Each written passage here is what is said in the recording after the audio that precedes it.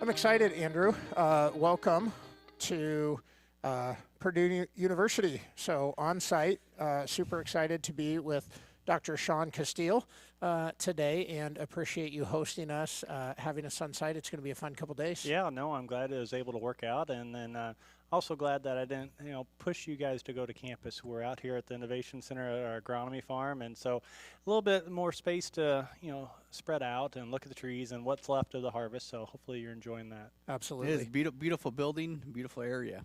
So it's nice to be here. Definitely excited to be here, and over the next couple days, Andrew and I have an opportunity to cover a wide range of topics with some really impressive people, but going to start a conversation today about soybeans. Yeah. Get excited about both the science and then also some concepts around management. So I guess, Andrew, go ahead and I guess I already kind of introduced Dr. Casteel, but go ahead and talk a little bit about maybe the goal of today, and then we'll let Dr. Casteel kind of give us a background. Yeah, and so the plan is today we're going to handle this like we typically have. We're going to have the science and management portion behind soybeans. But I figure with Shaun's experience, we'd kind of go and break it up into two parts, both the science and management. So we're going to talk normal soybean production, just general science behind soybean physiology. It's a wonderful and maybe a little bit annoying C3 plant. It is. And then maybe take his experience and knowledge and then, break it from just normal soybean planting to high yield soybean planting. Sure. Do some of these recommendations change? Does some of the science change when we start talking, 100 bushel yielded expectations versus 60 bushel yield expectation. So looking forward to the conversation, both science and management. Looking forward to, all these Purdue people, man, it's a pretty cool lineup we got here. It's going to be a fun couple days. Dr. Casteel, as we get started, I guess, obviously you've been a guest before. We really appreciate that. But give our listeners your background and kind of how you arrived here. Sure. I'm Extension Soybean Agronomist here at Purdue. Been here since 2009, so I'm getting a little long in the tooth here. We were talking about kids before we get started, and I feel like, and you're going to talk with Dan Quinn tomorrow. I feel like I'm becoming the old curmudgeon already. Like the old curmudgeon. Yeah, he's called me the elder statesman once or twice already, and I said I got a few more years before I get there. But no, I've been here since 2009, so it's been a great ride here. I'm an Illinois farm boy, so I grew up on flat black dirt and then spent some time down in North Carolina to get a little bit of diversity, right? The soils are different down there, the crops are different. So after all that, I came back to the Midwest and been here ever since and been enjoying it. Wonderful. You've answered this question once before, but maybe it's changed. Yeah, maybe it's changed since the last time we had you on our show. So what has you excited in agriculture today as you think about not necessarily the wonderful soybean plant, but just all things agriculture? Well, it'll be interesting since, we have talked before and what my answer was then and see if it has changed. I have no idea. My guess is it probably hasn't changed that much. But I'm in agriculture, I'm in farming for a reason. It's the people, right? And that's what I do and why I do it. And so I grew up on the farm, always wanted to be with people out in the field helping. And so when I think about agriculture today versus 15 years ago or 30 years ago when I was a kid, it's always been about people and then what can we do to produce a great crop and do it together safely, encourage one another. I think about times of hardship. We've had plenty of fires with the dry harvest that we've had. I think about the profitability or the lack thereof with, $10, $50, $11 beans. So how people can improvise, adapt, and overcome.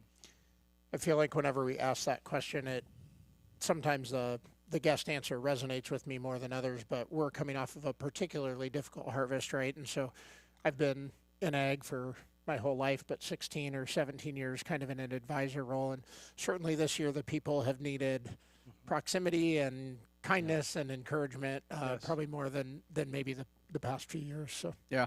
No, absolutely. Well, let's start, Shaun, if you could tell us a little bit about your lab and kind of what you're looking at in terms of research this year. Sure. Yeah. So my group is, again, we're applied soybean research, so anything to help the growers, help the people, help the farmers. And so it's going to come in that agronomic role, the interactions with management decisions. So whether that's a variety and that's planting date, and we can get into some of those details.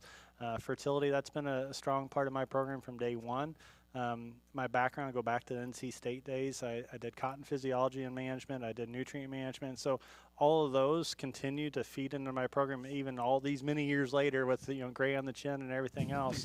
The curmudgeon status. The curmudgeon. Well, my daughter said, "Dad, you got something there this last winter." I said, she said, "That's toothpaste." Like, no, honey, that's a little bit of gray. Wisdom. That's wisdom. Yeah. That's you and your brother and sister. Yeah. So within that, our group still continues heavily into the physiology, how our management affects physiology, nutrient management. Sulfur's been a big one on our program for a lot of years, and how we've been able to boost the bottom line on average ground to a highly productive ground, and how that can play out. Certainly, we've looked at the last few years, and you've got over 1,200 companies in the biological space, so that's been a question forever, right? And so we've had that one for a couple years now, and then transitioning maybe a little bit more. I'm getting tired of that other crop. I'm getting tired of corn and just all of for a while now, but all the residue that we're managing and the impacts it has on soybeans. So we're just starting to get into that. I've had this inkling for the last few years, and we're getting into it more and more this year and the years to come. That's good. That's a topic we're going to talk a lot about. Yeah, on the drive here, we spent probably an hour on the phone with a grower talking about residue management and some of the ideas around that. So it'll be fun to dive into that conversation, I guess.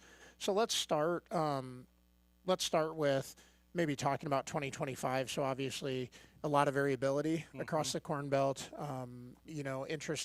certainly interesting weather patterns and some diseases that were different than we've seen in the past. I guess give us your observations and kind of maybe key takeaways or learnings.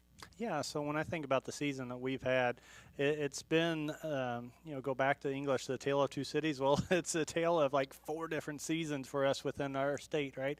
We've had those that have definitely jumped on and latched on to timely planting in soybeans. Whenever the fields were fit, they were running.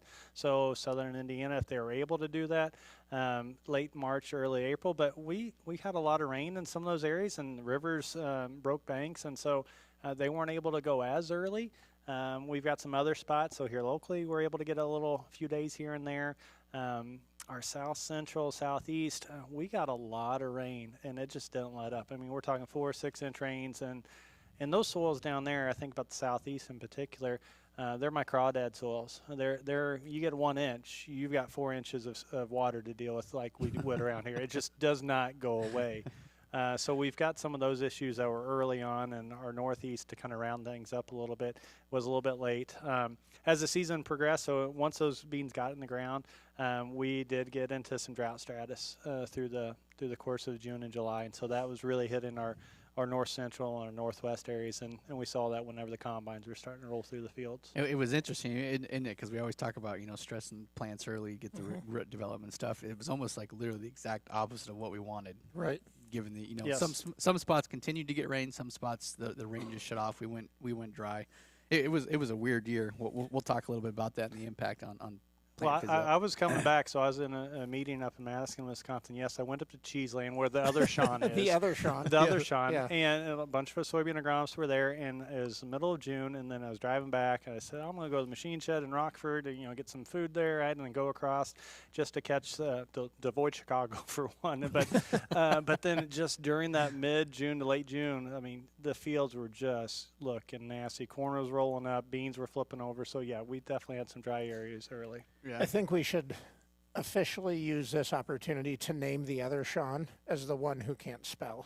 And then we're down to just 2 people left. I guess when you're not right? here, right? Yeah, he can't defend himself, so it works for me. Well, you guys have got money now with everything, so can you do like a claymation, the Battle of the Shauns, Yes, right? yes. We can get through this. I love that. We'll have to send that over to the marketing department. I want to ask you.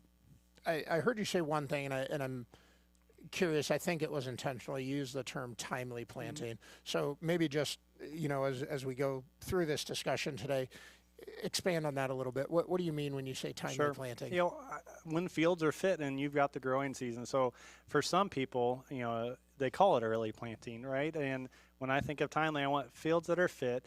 And we're within the Midwest, we're that April corridor is what I'm thinking of, right? Mm-hmm. It's mid-Aprils. We can certainly push it a little bit earlier, and I've played the game, and like everyone else, okay, I can do a February, I can do a March. And by and large, for me and everything that we've done, those are what I would call early or ultra early, and they just don't play out for us. And from what I can see in the Midwest, my yield consistency really comes in with our April. Again, give a 2 to 3 week window depending on where you are with latitude and field conditions. But I want to be timely, and with that being said, knowing that let's pull the trigger. And I think most of the Midwest, now this changes as you think about some of the planting date effects. You go to the Southeast and North Carolina, South Carolinas, it's not as easy of a story, right? Whenever we think about planting dates down there and all that they deal with, hurricanes and maturity groups and indeterminates and determinants. But for us in the Midwest, I really think that if we can get into that April period, that's a good spot for us. And when I started looking at the Indiana data about 2018, we had a sharp change with our acres. We were usually about 10 to 14 days after corn. So prior to 2018, looking at USDA NASS numbers, we were a solid 10 to 14 days after corn planting. And then in 2018, Indiana, we were within 5 days. And as a state average, not just at 1 or 2 fields here and there. And that maintained for 18. 19 was a late planted year because how wet it was. 20. And then in the last few years, we're on top of each other. Same exact planting pattern as a state, but knowing that there's fields that I'm not going to plant that diva crop of corn quite yet. I'm going to go to the soybeans and get those in the field. It's amazing how much that is shifting, and I know when we get into the management portion, I'm sure there'll be some great reveal about me personally, and then we'll talk about maybe what's appropriate to define that concept of timely planting. But I do know it was funny because I think for a while the terminology was really such an idiot. For a while, the conversation was we should plant soybeans earlier, and that was kind of like to Dad and Grandpa, we're planting them earlier, and now the conversation has certainly shifted to, really more focused on that timely, really looking at the agronomics of it. But yeah. Let's dig into some nerdy science. We got a few questions here before we get to the fun stuff that Shaun's going to reveal and some management conversation. We often get the question, obviously standability is pretty important in soybeans, right? We often get the question from growers, hey, is this a tall, non-branching bean versus a short branching bean? When you're looking at plots, yield data, is there any relationship? Do you have a preference with a tall, bean that won't branch out versus a shorter bean that likes to branch out? Yeah, I think when I go back to managing the crop, whether it's variety selection or the timely planting that we do, or seed rates, row spacing, all of those have an impact on how the plant grows, how soybeans grow and develop. I want a nice compact plant that's efficient, okay? I think about, I've certainly grown beans that have been up to my chest and like, oh, that's crazy, but yields were just junk, or they end up lodging, or you get disease. It's about how can that light penetrate, and can it penetrate through the canopy and then have an efficiency of, okay, that leaf that's down on node number 4 or 5, it's catching that sunlight, and then now that's translating into plant sugars that are going to the flowers, that are going to the pods. When you have so much biomass, tall plants is how I'm putting it, that shades out, and so node number 4, node number 5, they senesce, they drop off. They're not even there anymore. So you want to have a plant that's efficient. And so the way I look at that is, roughly a 3 foot tall kind of variety, but that's all management related, right? That's a little bit of your variety selection, but give me something that's compact and efficient. Plant earlier is going to help with that because you're going to have small internodal elongation. Lower seed rates are going to get you there. Those are going to actually help with branching. So all of that, if I'm looking for what type of plant, I want one that's compact that can harvest sunlight efficiently. So building on the idea of the size of the bean, I guess let's talk about, maybe the extreme ends of the spectrum of super low population versus super high population. One of my biggest complaints is I believe it or not, to our audience, don't make my money in the podcast world. I make it selling seed. And when I started, we sold a lot of 180,000, 200,000 populations. And now we're down to probably 140 on average is kind of the number we're using. But talk about the physiological impact if I drop down to, let's say, 80 or really push that population up to 180, 200. Yeah, so when you think about plant-to-plant competition, that's really what that's about, right? The idea that, okay, if we run a 180, 200,000 population, same variety versus same planting date, and then you run 100, 120, they are going to be different plants in terms of the way they develop. You've got 180, 200,000, there's more seeds in the row, again, 15s drilled, whatever you want to talk about. And so what ends up happening is they push each other taller, right? They're going after resource. Again, go back to sunlight. And so then they've got, you can get a little nerdy. You want to go there, Andrew. So Love it's the idea of, okay, shading, right? This idea of sunlight capture, red light, far red light ratio. So that's all about shading essentially, right? And so in competition, so if there's more shading, essentially, it says I need to push taller. So those plants are going to push taller. Their internodes are going to be longer. So the distance between trifoliate node 1, 2, 3, and so forth are going to be taller. And in doing that, they're going to have fewer branches. Now switch it down to the lower side of it, that 100,000, 120, 140,000. That has an opportunity. Again, hear how I'm like a used car salesman. An opportunity here. You know, I'll throw the mud flaps in for free. Politics, yeah, future in politics. But then that allows this plant to perceive light around them. So again, it's just soybean to soybean without the weeds into this conversation. So then say, okay, there's not shading. I don't even sense there's a smidge of shading. I'm going to stretch out. I don't have the need to push taller. And so that's how that kind of seed rate comes into changing the plant and the dynamics of that plant and its growth. Yeah. My mind jumps to, and I'm sure we have a question in here about narrow rows versus I think we wider might. rows. But yeah, I'll be interested to hear your response as we kind of think through that. So we've, primarily for weed control, it seems like we've had the desire to push our row closure quicker, right? Sure. But then that kind of goes into that light, plant-to-plant light competition. Do you have, I guess, probably an appropriate question for the management, but is your hypothesis that we're near the sweet spot at this 140, 120, 140,000 range? Yeah, I think so. You know, as a starting point. So it goes back to equipment as well, right? So let's make some assumptions. If we're running 15-inch planters, let's run that world. So what does that planter do for us? It does a good job in metering the seed down the row. It does a good job in depth control, all those things that we really want. And so you can be more precise, let alone if you add on, I'm going to be planting at 10 mile an hour, so I need the extra add-on in terms of delivery of that seed. But just a planter unit itself, regardless of the extras, we're going to be a starting point, I think, 140,000 easy, right? And that's assuming 10% germ loss because you're running 90% lots and everything else. So that's the starting point. And if you were to run to an air seeder or run to a drill, if there's still some of those running around, the starting point for us in our work is we're at 175,000, right? Because you've got this Goldilocks effect, right? I grew up with a Great Plains drill. Actually, I grew up with a 36-inch planter first, and then we went to my grandpa, right? The good old days there.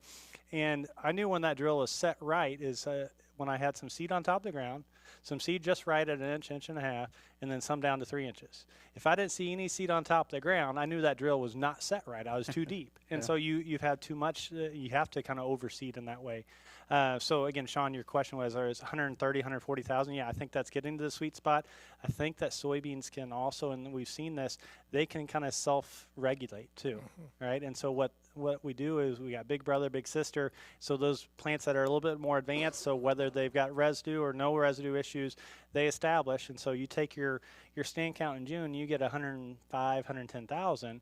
Well, it's going to become 85,000 come harvest, right? We're going to lose 15% of those because they're still selecting the strongest ones in the natural selection, taking out the weakest ones. Is that a good average number you use? You know, 15%. So you figure germ. You figure 90% germ on average, right? Yep. Then you figure another 15. Your normal environmental condition loss. Yep. Plus, and then 15% just competition. And that goes back to setting the stage for success. So that's with the numbers that 60 odd field scale trials. With planters, it's 75% establishment rate. We get 115,000 or so, and then at that June, we're going to lose another 15%. If it's a drill scenario, we are going to have 60% establishment. So of the 175,000, only 60% actually established, and so a little bit higher plant population target in June, but we lose 25% through the season because you think about where's that seed placed with the drill on top of the ground, 3/4 of an inch, inch and a half, 3 inches. So then you've got beans that are just emerging and those that are V4. And so you got way extremes in terms of big brother, big sister. Yeah. Well, you start doing that math, you can pretty quickly afford to buy a bean planter versus a drill. It's not uncommon for people to be spending north of $60, even $70 on a on a major brand soybean plus the seed treatment. So if Yeah. you're losing 40% of that, I mean It's huge. that's massive. It's huge. I don't know that I've ever heard those numbers.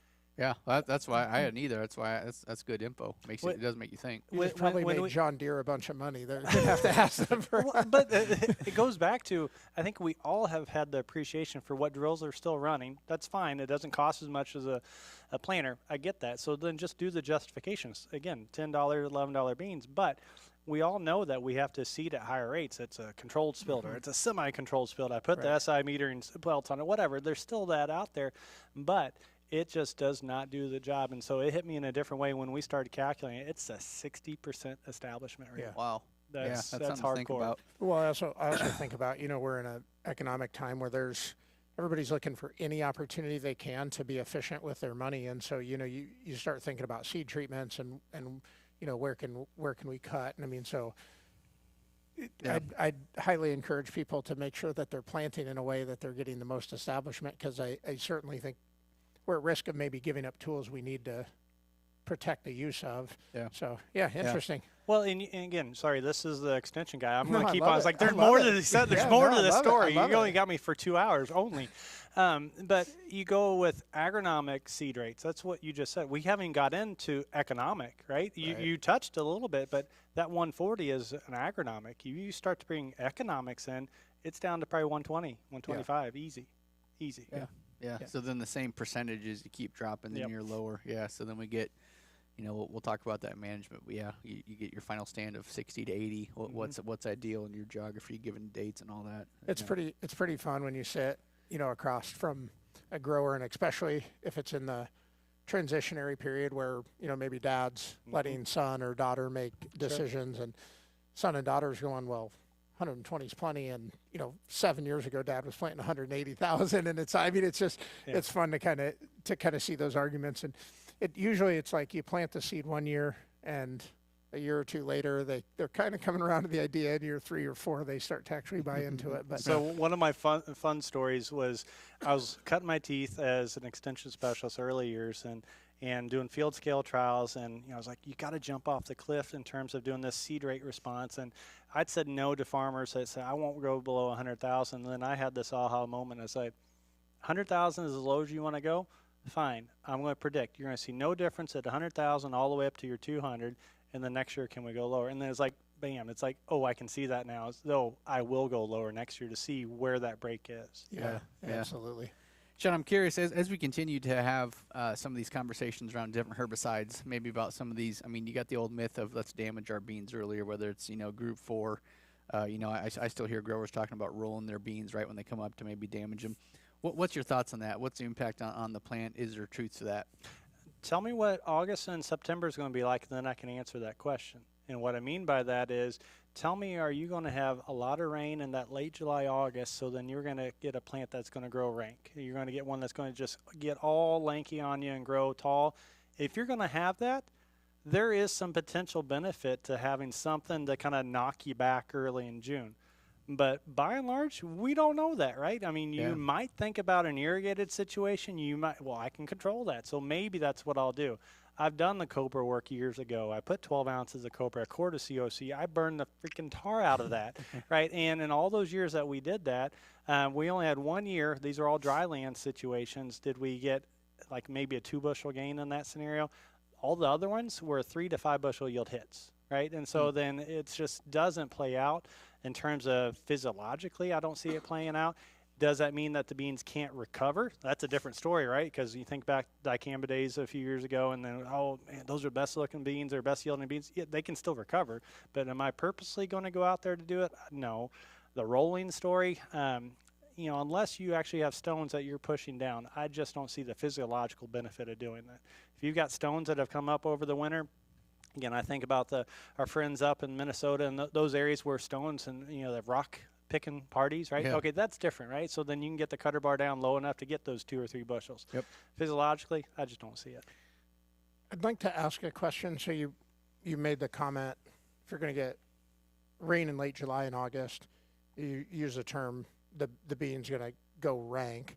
So we had, at least in central Iowa, probably the highest rainfall we've had in June through mid-July, even I guess almost all the way into August, and then the rain shut off. So I'd like you to unpack that term, like going rank, because we saw a lot of soybeans this year with completely green stems and 9% beans, and we got a lot of frustrated phone calls from growers going, I'm, maybe not even picking that good of a soybean, right? Maybe a 70 bushel average, but going 2 miles an hour because the stems were so green. So is that correlated to that rainfall in July and August?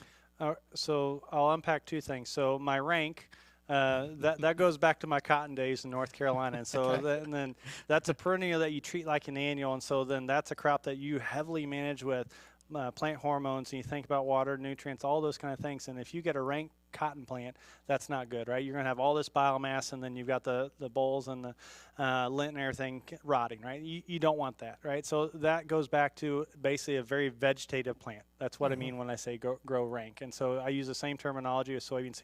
Am I going to get this big, robust plant that's all vegetation but no pods, right? We don't want that. Now to switch it to your component of the green stems and what we saw, by and large what we see with green stem syndrome, if you want to call it that, or just what we've had it as well, it goes back to photosynthate demand, right? And so we've got this plant that's built up, so all the leaves built up a nice reservoir, the ability to have a factory of harvesting sunlight. Now we've got the reservoir of plant sugars, photosynthates, to go to our pods, to go to our seeds. But if there's something that stops that, so there's something that sink, that those pods are our sinks, if they're not there anymore, so whether it's bean leaf beetle, whether that's stink bugs that are just chewing up on and piercing into those pods, and so that demand is going down, or we turn off dry, you don't have water, so then what ends up happening, you've got all this photosynthetes that are being produced with all this leaf tissue and nowhere to go. So it's going to go to the few pods that are still there, your sinks. After those are filled, then it's going to maintain the stems. And so you've got the green stem that's going to continue to maintain until you either have, basically a full fall freeze to kill it dead. And so then you're going at 3 mile an hour, if you're lucky, to chew through those and get 9-10% beans. When we talk management, I'm not allowed to read the management portion questions. I'm not allowed to prep for the test. So when we talk management, I'd ask you to come back to that, because I would like to talk a little bit about, it feels like that's a big enough concern, and we've had probably 2 or 3 years in a row. I don't want to spray a fungicide because I don't want green stems. Yeah, so I think when we do get to management, let's unpack that a little bit, because a lot of growers were really frustrated. And and oftentimes it's not even necessarily the highest yielding bean, right? So if you're cutting 85 bushel beans, right, who cares? You slow down a little bit, but when they're not even high yielding beans, it can get pretty frustrating. So. Yeah, I'm curious, Shaun, your take on we got some of these management practices that we try in soybeans, and yet it just seems so inconsistent compared to corn. Sure. What it is about the soybean physiology that adds to this complexity and makes some of these practices so inconsistent? The soybean plant, the way it grows, the way it develops, and again, we're really talking about indeterminate beans is what I talk about. And so then you think about its flexibility to handle all the storms and the droughts of a season. That goes back to I'm growing vegetatively and I'm growing reproductively. I'm flowering and I lose 75% of my flowers, 75%. But that's what allows you to weather, okay, you got 6 inches of rain over 2 weeks or 1 week, and then you don't have rain for 4 weeks. That's what helps that crop make or break it. It's going to be the cure, and it's going to be the curse. I think that this is what comes into your idea of consistency. I think about corn. I hear this a lot. Oh, I've got the recipe for corn down. And you think about this pollination period. Make sure I nail that, and I've got this. Whereas we got 4, 5, 6 weeks of a flowering pollination window. I think that's a big part of the inconsistencies that we might see with some of these high-yield management. Makes sense. Yeah, I'm excited to talk about that management component, because you've referenced once or twice the commodity price of soybeans, and so it's how can you not? Right. How can you not? Yeah. We've got to get better at this. Let's talk about plant hormones to impact plant growth and development. Yeah. So you think about that in terms of I'm assuming you're making the comment about, okay, what should I apply? Is there anything that I can apply? So you kind of led me into, okay, I want a tall plant or a short plant. Is there anything that we can do with that? I led in a little bit about flowers and how we abort 75%. So a logical step is, can I apply anything physiologically, plant hormones, to hold on to those flowers? And I've looked at products over the years, and certainly those they've got the hormones that are naturally occurring. So let's go and set the stage. Plant hormones aren't a black box. I mean, they are real, and they happen every day, right? It's not just like, oh, we're going to just get this somewhere out of the ocean and then come in here and use it. No, that happens day in, day out. It's just now, can we do anything in a management ways to either influence that or to apply it? With that being said, I've applied products that are plant hormone based that actually help with pod retention. But the next part of that is, what can you do with seed fill? Yeah. So then you've got, again, the beauty and the frustration of the soybean is that, okay, I've got pods, I got seeds per pod and seed size all going into my yield components, right? So I've got more pods now. Well, guess what ended up happening the years I looked at that? My seed size Smaller went down. seeds. So Yeah. what can we do to increase the seed size? So I think that's the next step. Maybe those that are in the hydroponic type area of I can irrigate. I mean, that's a big idea to add gain to that. Building on that, Shaun, I'm curious though, and I guess this is probably more science than management, so it fits.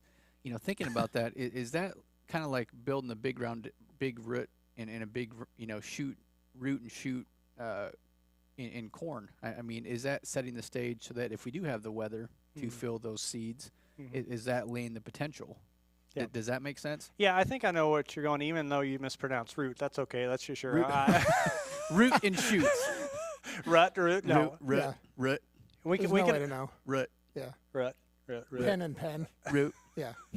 Wash. But I mean, Yeah, you it's, gotta wash it's that out. Like wash that with off. corn, we have the conversation. Let's start our fertilizer, right? We want to have a bigger root system, bigger root system to lay the foundation for root and shoot growth, right? Yep. And so with soybeans, What do you do if we can maintain, I sell cotton candy Yeah. at the carnival. Yeah. Can we lay the foundation and maintain some pods to you know, if we get ideal environmental conditions to build those seeds? Does that, yeah? Yeah, I think it resonates what you're driving at. So the idea is, okay, stand establishment, root development, access to water, access to nutrients, and then when you have stresses, so I think a big stress that we're talking about is going to be a level of a water stress or a heat stress. I mean, those are the two main ones that are going to cause flowers to abort, pods to abort, seeds to abort. And so what can you do to weather that dry condition or that hot environment? I think back, again, I've already talked about myself being the elder statesman. So I've got a few years on. So I go back to 2012, our drought year, right? Yep. And I remember going down on the river, Ohio River, southern Indiana, and had the thermal gun. It's like, okay, what's the temperature of soil? What's the temperature of the plants? And I was going, the soil temperature was 135 degrees. Air temperature is 100 degrees. And very clearly a soybean that was well-rooted, good establishment, wasn't flipping its leaves over anything. Guess what the leaf temperature was? 86 degrees. Growing degree days are based on what model? 85, 86? Oh, there stands to reason. And then we get into a spot where there is compaction. It's pretty obvious. Those beans were flipping their leaves over. They had a compromised root system. Their temperature of the leaves, they were 110, 115. Wow. Same thing going across the road. We had an irrigated corn. I remember going to the field. Same thing, 135 degrees on the soil temp. The corners that didn't have irrigation, ear leaf was 127 degrees versus the rest of the field that was irrigated was running 89, 88 degrees. So put all that in context in terms of you're talking about, okay, flowers, pods. What can you do to have access to water, access to nutrients to go through and weather a dry period or heat stress? Yeah, you kind of got me thinking.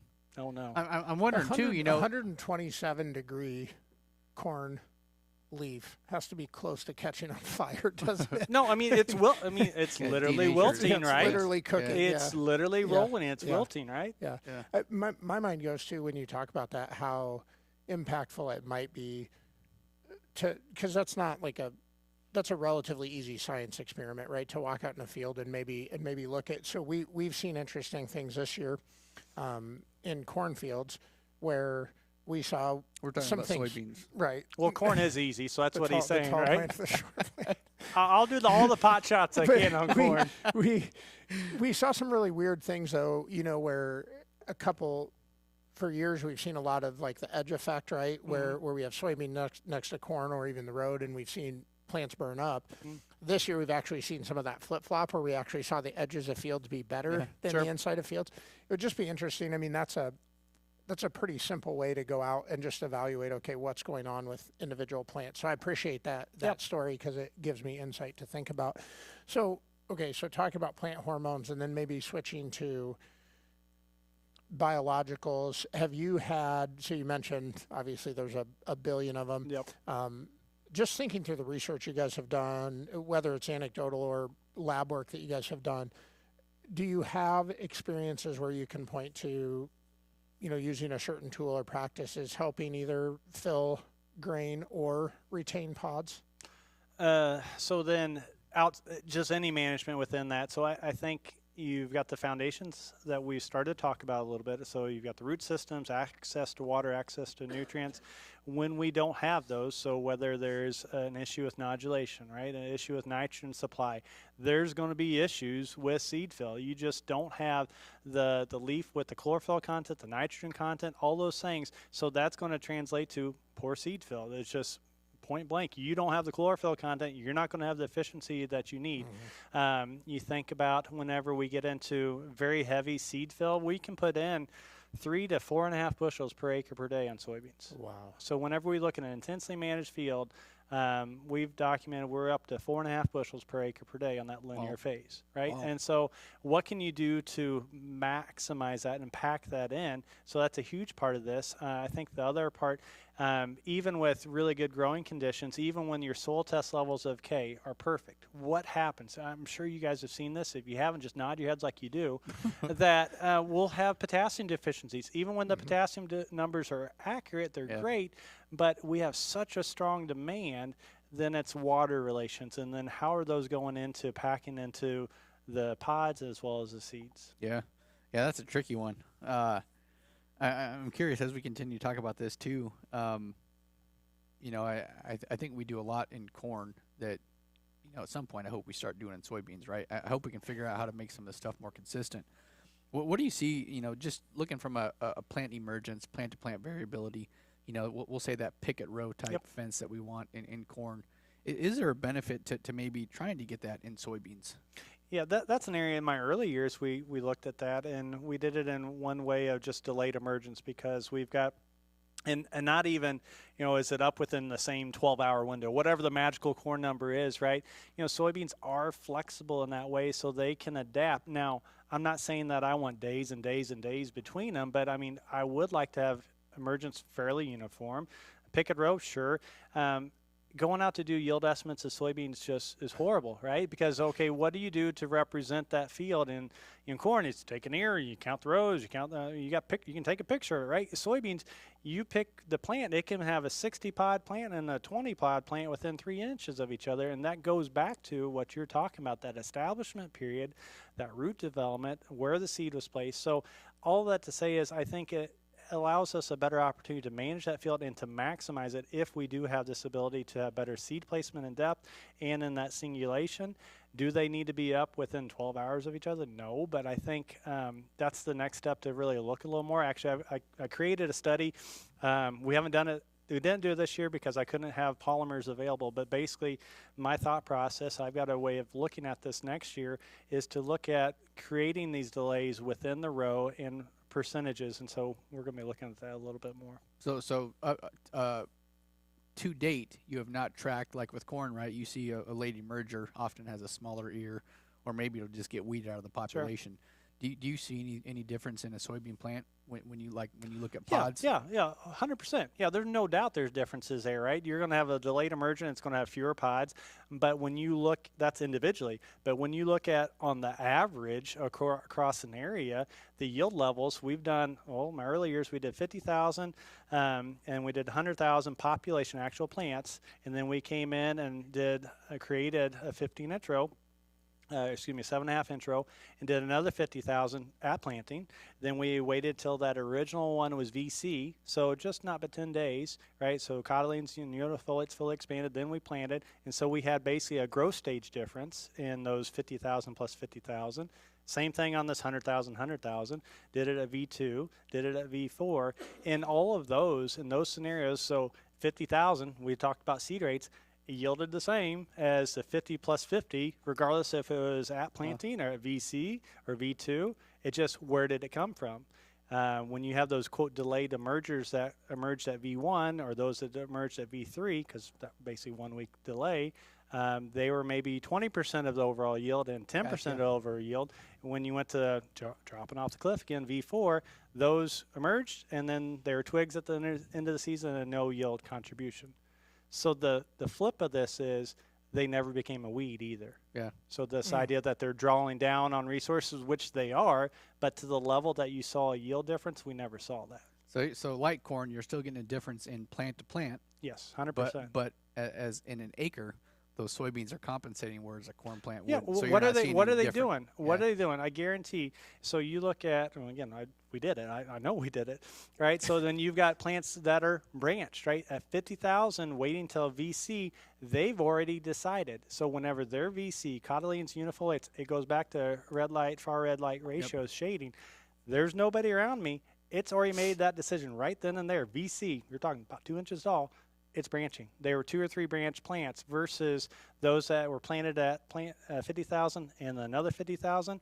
They were 1 or 2 branches versus the 3 to 4. Yeah, that's interesting. Can they reverse that then, so that VC plant that decides I have plenty of room? Yep. Then if it starts to feel that, will it? Yeah, it'll compensate, right? Yeah. I mean, it's not going to say I'm going to drop this branch. It's just going to say I'm not going to. I sense. So whether it's that extra 50,000 in this scenario, it's going to stop this branching. You'll still have those. You can think about the same thing. If I've got weeds coming in, those are a competitor for light and resources as well. So yes, they can adapt that. So going back to, I know the order. Thank you for pointing out that right after we do 10, I'm supposed to go to 11. Thank you. You talked about, we spent a little too much time in the car together, I think, on the way out here. We need to drive separately or get a driver or something. But you mentioned yield estimates, and that's something that my joke has always been. I can usually get within about 50 bushel on soybeans. So if you were to walk out and let's just say a standard soybean field planted at 140,000 plants, and let's just say otherwise in normal situation, how do you advise people to think about doing a yield estimate?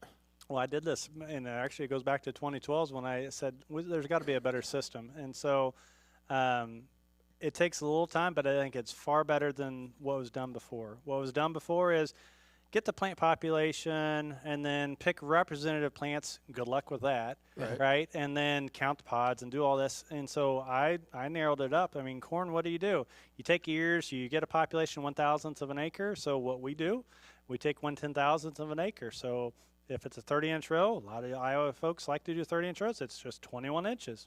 I get literally clippers, cut those plants, and I count pods. 5-6 minutes later, again, takes longer in corn. I get you there. But that takes into account that big brother that emerged first, the one that was 2 days later, and so then you're going to have a 60-pod plant versus a 20-pod plant, and you get an idea, okay, do I have a lot of 2-bean, 3-bean pods or not, or what size are these pods? Or, this looks like it's going to be about a 2,500, maybe a 2,000 seeds per pound kind of thing, and so that's the route I've gone, and I've got good YouTube videos on that. That was not, for everybody watching, Andrew nudged me and pointed at my piece of paper, that was not question 11. So, as we kind of near the end of a science conversation, I think a fun question to be what's something from a science or plant physiology perspective that you'd like to try and answer in the field of soybeans? I think we talked about at least before the show, but I go back to I really want to get into how soybeans are responding to the field conditions, and in particular our corn-soybean rotations. I've seen a lot of residue issues, and I think that we're losing out on a lot of yield potential there, and we're not realizing it. Had a case where We had some fields here locally, and I see this every year for a number of years. I get that call or I get the text message, hey, I've got some stand issues. Should I replant or not? And so my answer has been, okay, if I'm around 70,000 plants or higher, don't worry about it. That's because we're not gaining anything by doing that replant. But are we losing something? You betcha. So I had a field here locally. I went out there, and last year they had the big corn combine out, and all of that residue came in that 10 feet behind the butt of that combine, right, and didn't do a good job distributing it. And so then we've got these beans that are, again, active down pressure, all the things that the engineers say is going to get us through that, right? And it's like, those don't look good. And they're 80, 85,000 plant stands, so still reasonable. I went and cut them. I told my technician, hey, I really want to get those numbers. So we're looking at this. So right over that was 68 bushels, 5 feet over. I went every 5 feet across that 30 foot. We went from 68 to 72 to 78, 78, 78, back down to 72. I mean, so we're 5 to 10 bushels. And again, when you run a 30 to 40 foot draper head going across there, you're not seeing that. Yeah. And so that's an area I really want to get into more and more, is like, how can we adjust that? So is it simply go back to the corn harvest and do a better job in distribution, or is there planter attachments? That's interesting, because that kind of mirrors, we had Dr. Castellano from Iowa State on not too long ago, and he was talking about the same thing, going into soybeans coming off a high yield corn crop, trying to figure out where that sweet spot is of either removing residue or just managing it. And I think it was 7 bushel. And at the Crop Fizz Day in Illinois, they were showing, they took some really cool aerial images where you could see the residue behind the combine, and then overlaid yield maps. And I don't know how they created them. I don't think they were doing them in 5 foot sections, but it was like, and it's an area that I certainly don't feel like, the average commercial row crop farmer is. Nope. The conversation is starting. I mean, it started over the last couple of years, but I don't think people realize, what you just talked about, think about on-farm profitability, and you're right, you're blending that together in a 45-foot draper head. We don't have precision management anymore, right? You're going 40 foot at a time. You don't have the granularity to get there. Now, if you've got a drone, that's probably one of the fun things that I've seen with drones, and what I really encourage people that have drones or have agronomists, I said, go out and fly that field in the senescence period, right as you're starting to senesce, and you're going to see how that variability really plays out. And so you're going to see, like in this case, they were delayed emergers. They were later in maturity as well, right? And then you're going to see these pockets that are an issue. And so I think that's another area that we can get into. No, that's excellent. One thing we learned this year, so fungicide, specifically in corn, was a big topic. How was it applied? How did the application do? So we were flying a lot of drones just to try and evaluate right at the senescence period. Did we do a good job applying? Did we miss? And what was amazing is picking up on all the different plant health things. So we could see which way the tillage practice was going. We could see where the anhydrous was applied. The stuff that you could pick up in a year like this versus maybe a more average year, whatever was wild. So that's really good to think about. And that'd be another good, that's a simple way to go out to a grower and just say, hey, let's go look at something that, we're telling a story later, but that could encourage us to think a little bit better about that residue management. So. Yeah. Well, I know my final science wrap-up question is, we have a good feel for nutrient uptake curves in both corn and soybeans, right? With corn, you kind of touched on it earlier. We have somewhat easy prescriptive, management practices when we can go out with certain fertilizers based on their nutrient uptake curves and apply these fertilizers to increase efficiency and yield. What's your thoughts? You look at the soybean uptake curve. It's a lot of R1, a lot of R3. When that really rapid uptake curve begins with a lot of nutrients. What's your thoughts? We can increase efficiency and yield on corn doing these applications. Y drop and exact drop. And what's your thoughts on doing that with soybeans? If we were to come in, maybe delay some of the fall fertilizer, the fall dry, come in at that R1 to R3 with some Y drops or liquid. Sure. Is there any benefit? I've done that kind of work, and so I don't see it. And again, I think part of it comes back to the differences between those two crops, right? And in particular on the corn crop, you're probably leaning more on the nitrogen side of that story than others, maybe some phosphorus and others. But when I look at it on the soybean side, so I've done it 2 different ways. I've done directed sprays, so our version of a Y drop. I've actually got just not but a stone's throw away from here. We've got a subsurface drip irrigation system that we've had for 4 years now, and so we've gone in at R3, R4, R5 of soybeans, and then we're spiking it at 12 inches below the surface. We're spiking it with 4 pounds of nitrogen, 1 to 2 pounds of sulfur, 1 to 2 pounds of potash, and we just don't see the benefit. Versus if we've got a plant that we've established, that root system, I go back to that one so much, and we've got access to it, that water supply, that's where I really see it playing out. I mean, it would be great to say, oh, yeah, well, let's just go on and do that. But I've just not seen it with the nutrients and the timing and the methods that I've looked at. I just haven't seen it work out. Yeah, that's interesting. Not surprising, but interesting. Yeah. This has been a great episode. We've eliminated one of the 3 spellings of Shaun, so that's good. So we got that taken care of. All right, we're good there. He doesn't know it yet until this episode. Correct. Released, Yeah, I kind of feel bad he's not here to defend himself, but that's his fault.